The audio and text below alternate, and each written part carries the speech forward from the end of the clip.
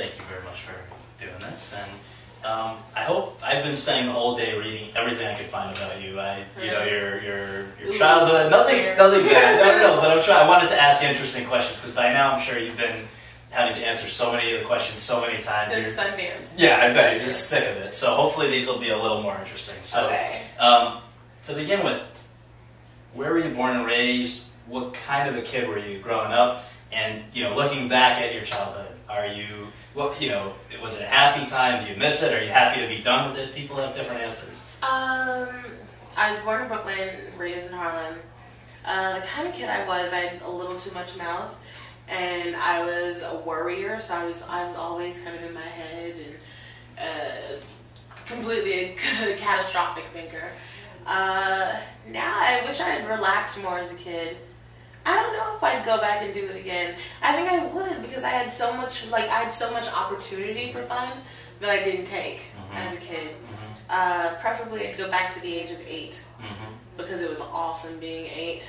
What made it awesome? I don't know. There's something about being 8.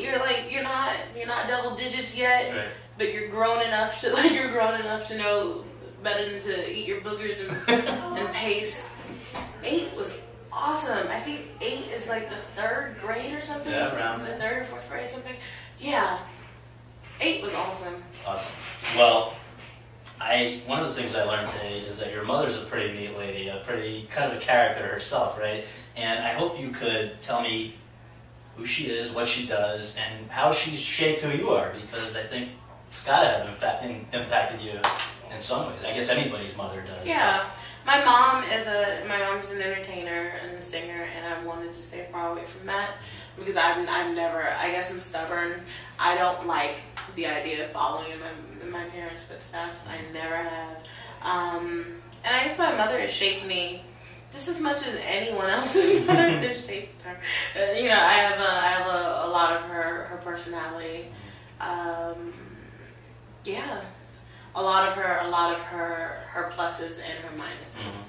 Well, another thing about her that I read was that she was approached about Precious even before you, and I hope you can explain what unfolded there, because that's an interesting story. Well, she didn't want to be married. She turned it down. How did they even come to her for marriage? The director was I guess a fan of my mother, and somebody else approached her about it, and she was kind of in talks for a minute, but then she decided to turn it down. And is it true that from that that's how you got introduced to Push?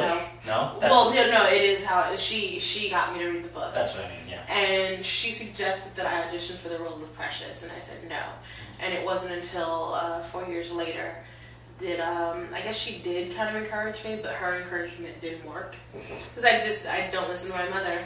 Who does? Probably should, but who does? Right. A friend of mine's told me about the audition about 4 years later, and I went under his encouragement. This is Henry. Yes, Henry. Okay, so what I'm also very curious about, so when Henry, I guess, calls you up or mentions to you that this is available, you should go and do this audition, what is going on in your life at that time? It was the first week of college. It was the first week of school. Well, of going back to college. Senior year? I don't even know. Probably I'd stopped going for a while, and it was my first year back, my first semester back. Sure.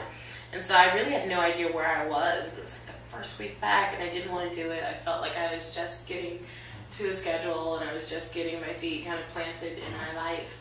And I was also on the worship team at church for about a month and a half at that point, and I just felt like I was on the right track, and that my life was normal.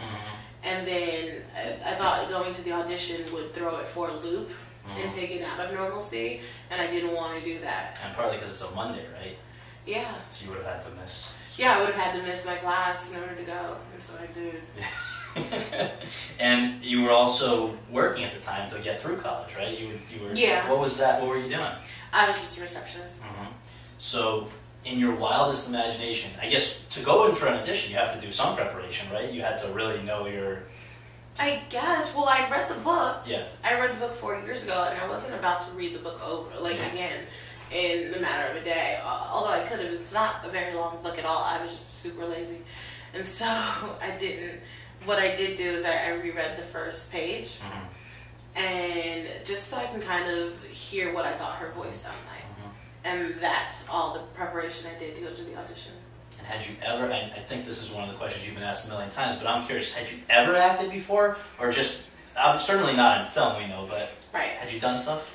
I was, I did a bunch of like college theater, like not even a bunch, I did 3 shows. I was in Peter Pan, and then The Wiz, and then The Vagina Monologues. And that's it. And one of the reasons, I guess somebody asked you, why didn't you act? Were you curious, or why didn't you sing? And you had said something that I thought was interesting. You said, I didn't want to subject myself to the opinion of the world. Yeah. What did you mean by that? I just think it's like, as soon as you're in the public eye, then everyone else feels as though they have an entitlement over everything about you, your hair, what you wear, all of it, the words that you speak. And I didn't want to subject myself to the opinions of others. I'm very used to living my life for me. And no one really forces their opinions on me or any of that, but there's, like in this business, there's no escaping it, because even when you get dressed for an award show, everyone has to kind of agree. You know, between stylists and designers and studio, everyone has to agree on what you wear. You're right. But even at your audition, you were able to cry on demand, which I've always wondered, how do people do this who have been doing it for years? Here's your first real day of going for it, and I saw the audition tape, which I don't know how it got out, but it's terrific. How did you do that? I don't know.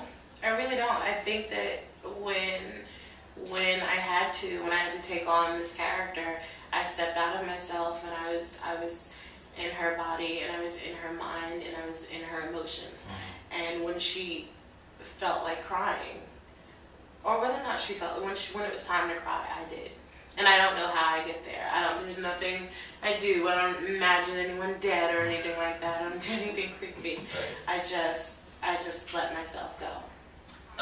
Has Lee Daniels told you what it was that he saw in your audition that made him say, first of all, I guess the process was callback and then another callback, but made him say you're the one out of, I believe, 400 women?